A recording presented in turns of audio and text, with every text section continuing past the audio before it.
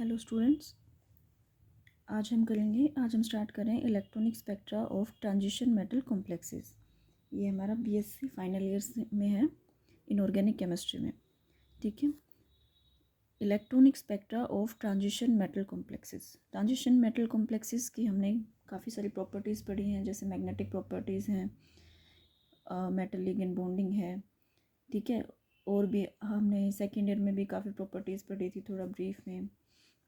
और इन्हीं की एक प्रॉपर्टी इलेक्ट्रॉनिक स्पेक्ट्रा हमें इस चैप्टर में स्टडी करनी है। जैसे हमने काफ़ी इंटरेस्टिंग प्रॉपर्टीज स्टडी की हैं, और ये भी एक काफ़ी इंटरेस्टिंग प्रॉपर्टी है colour. Transition metal complexes mostly coloured होते हैं। ठीक है, जैसे मैंने कुछ कॉम्प्लेक्सेस लिखे हुए हैं, फॉर्मूलाज लिखे हुए हैं। हमारे कुछ कोऑर्डिनेशन कंपाउंड जैसे कॉपर का है, हमने अक्सर देखा है हमारी लैब्स में भी काफ़ी सारे ट्रांजिशन मेटल के कॉम्प्लेक्सेस होते हैं, लैब में यूज़ करते हैं। जैसे कॉपर के मोस्टली कॉम्प्लेक्सेस हमने देखे हैं, कौन से कलर के होते हैं? ब्लू कलर के।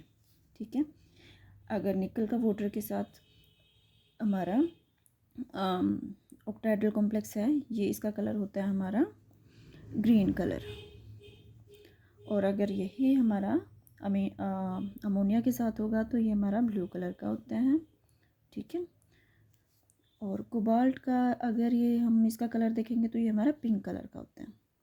ठीक है, अब बहुत सारे तो हम याद नहीं कर सकते, पर कुछ हमें बेसिक से तो हमें पता ही होता है। जैसे कॉपर का कलर हमें पता रहता है, कॉपर के जो मोस्टली प्रोडक्ट्स हैं वो ब्लू कलर के होते हैं। पर्शियन ब्लू है, जैसे हमने पर्शियन ब्लू भी पढ़ा है। ठीक है, सेकेंड ईयर में इसकी आपने प्रिपरेशन भी करी होगी प्रैक्टिकल में। और भी कॉमन एग्जाम्पल अगर हम कंसिडर करेंगे तो हीमोग्लोबिन की ले सकते हैं।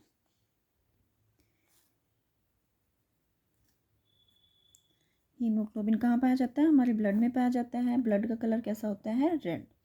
ठीक है, कहाँ होता है? ब्लड में, इन ब्लड। और ब्लड हमारा रेड कलर का होता है। ठीक है, तो ये रेड कलर ब्लड का किस वजह से होता है? हीमोग्लोबिन की वजह से। और हीमोग्लोबिन में ऐसा क्या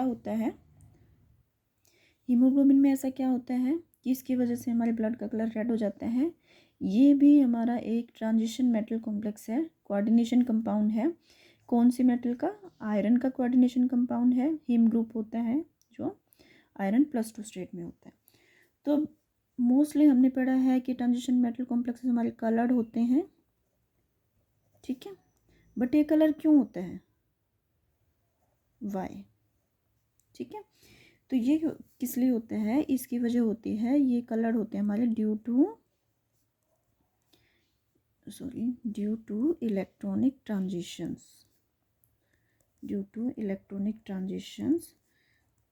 और ये ट्रांजिशंस हमारी कैसी होती हैं? Transition between the D levels of the metals. ठीक है, और इनकी वजह से, इन इलेक्ट्रॉनिक ट्रांजिशंस की वजह से हमें मिलता है इलेक्ट्रॉनिक स्पेक्ट्रा।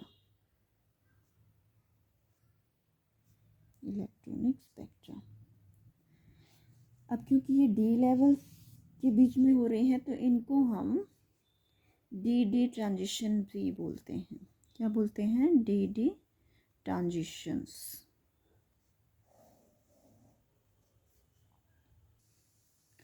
अब फर्दर हमारा इलेक्ट्रॉनिक स्पेक्ट्रा 2 टाइप का हो सकता है।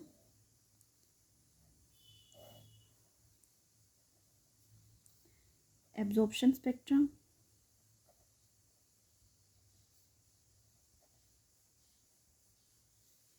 And emission spectra।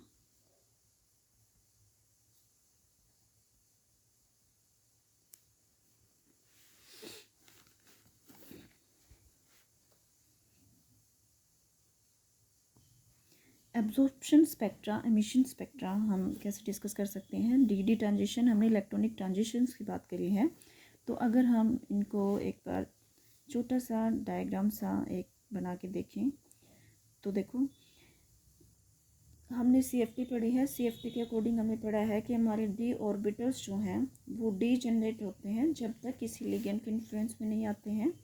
ठीक है, उनकी सराउंडिंग में कोई लिगेंड प्रेजेंट नहीं है। मीन्स फ्री आयन जब होता है, फ्री आयन हो तो फिर क्या होगा, हमारे डी ऑर्बिटल्स डी जनरेट होंगे। D generate means same energy, D generate means of same energy.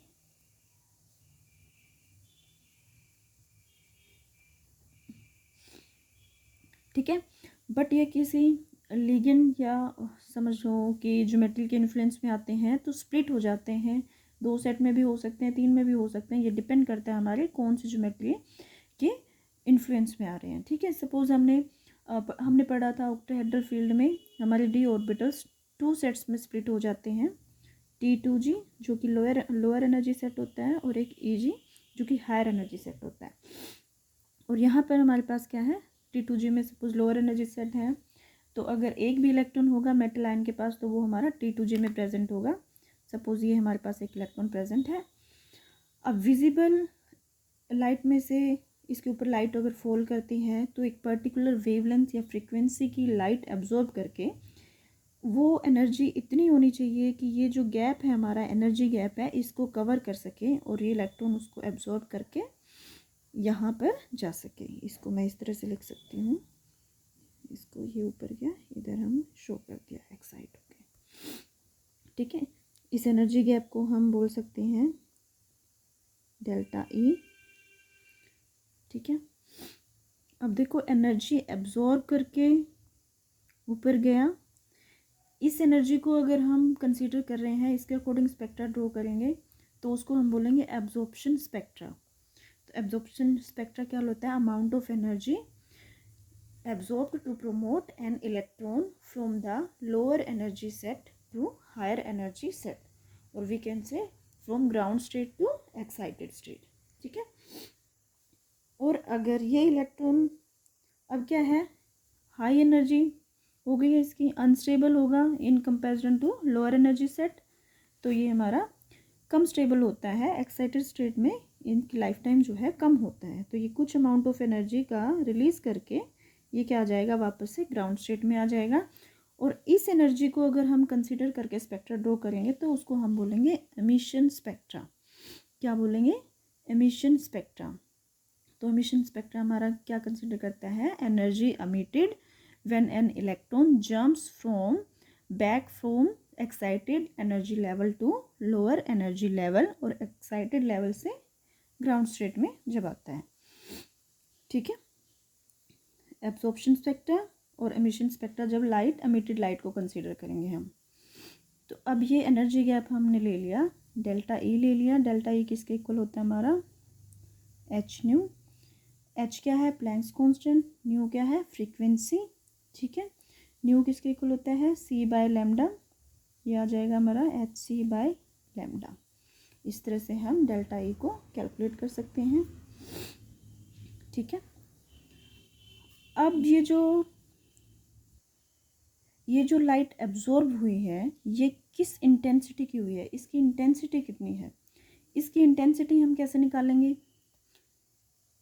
Sorry, इससे पहले हम ये डिस्कस करते हैं कि जो ये लाइट एब्जॉर्ब हुई है, जिस पर्टिकुलर वेवलेंथ की लाइट एब्जॉर्ब हुई है उसका कॉम्प्लीमेंट्री कलर हमें शो होता है।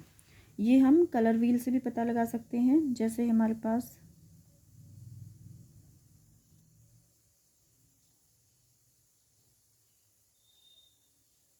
जैसे ये हमने बना लिया, थोड़ा टेढ़ा मेढ़ा बन गया, तो इसमें विबग्योर ही हम लिखते हैं, आई को छोड़ देते हैं।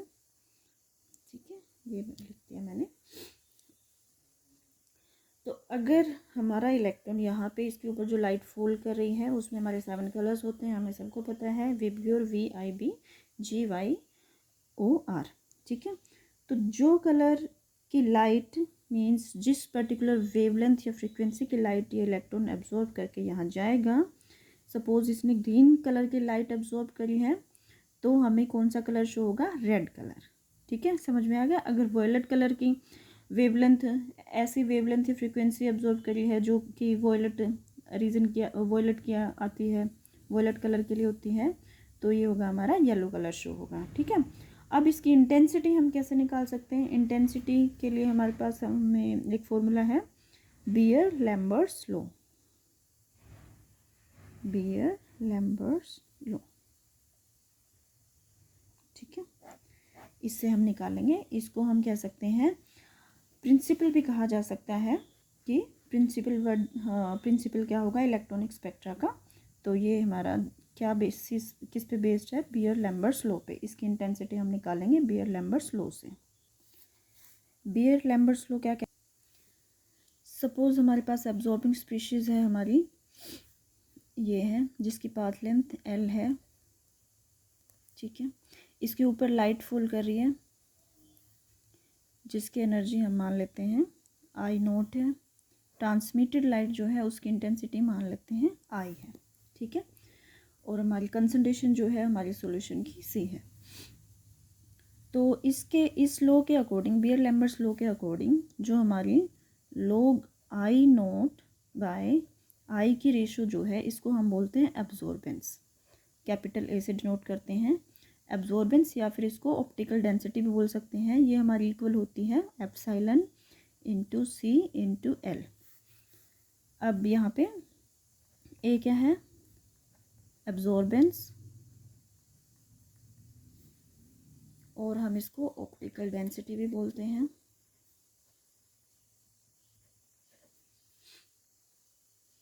और चलो पहले आई नोट लिख लेते हैं। I naught is intensity of incident light and I is the intensity of transmitted light।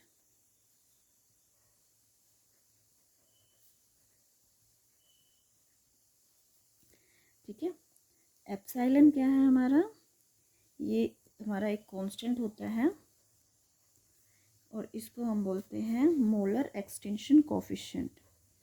Molar extinction coefficient. ठीक है, और हम इसको मोलर एब्जॉर्प्टिविटी भी बोलते हैं। एब्जॉर्प्टिविटी, और इसके यूनिट्स होते हैं मोल पर लीटर पर सेंटीमीटर। सी क्या है, हमने फॉर्मूला लिखते हुए भी बताया था, मोलर कंसंट्रेशन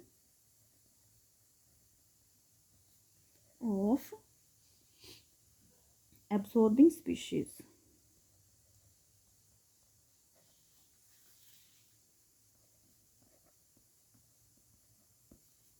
एल क्या है, path length through solution. Length है तो हम इसको सेंटीमीटर में लेंगे। ठीक है,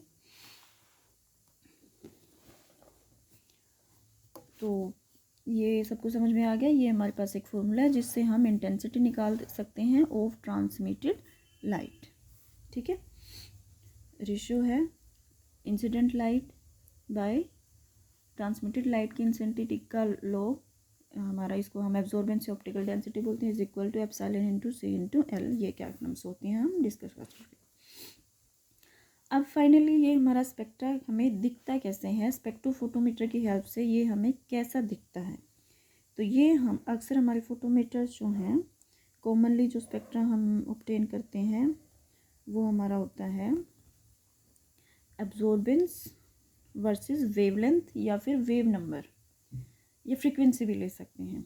जैसे यहाँ पे हम लिख लेते हैं मोलर एब्जॉर्बेंस। ठीक है, और इधर हम लेंगे वेवलेंथ। सपोज एंगस्ट्रॉम में ले ली हमने, और ये हमारी फ्रीक्वेंसी ले सकते हैं, वेव नंबर भी ले सकते हैं, फ्रीक्वेंसी। ठीक है, सेंटीमीटर इनवर्स में। फॉर एग्जांपल हम एक कंपाउंड का स्पेक्ट्रा देख लेते हैं। ये होता है हमारे पास टाइटेनियम का एक कंपाउंड है, 6 वाटर मॉलिक्यूल्स 3। ठीक है, इसका जो स्पेक्ट्रा है इसमें हमें 1 पीक मिलती है। ये हम फर्दर डिटेल में पढ़ेंगे क्यों मिलती है 1 पीक, 2 क्यों नहीं मिलती हैं। ठीक है, तो इसका स्पेक्ट्रा हम एक बार देख लेते हैं किस तरह से मिलता है हमें।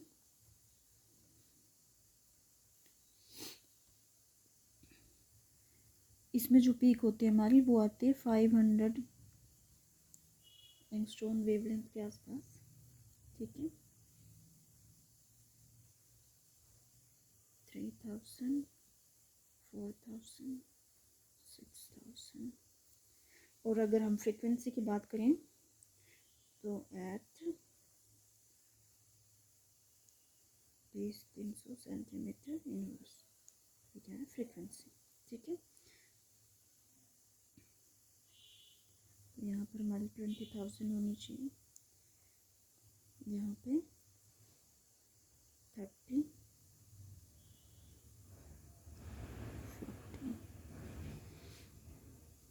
इधर हम 10,000 लिख सकते हैं।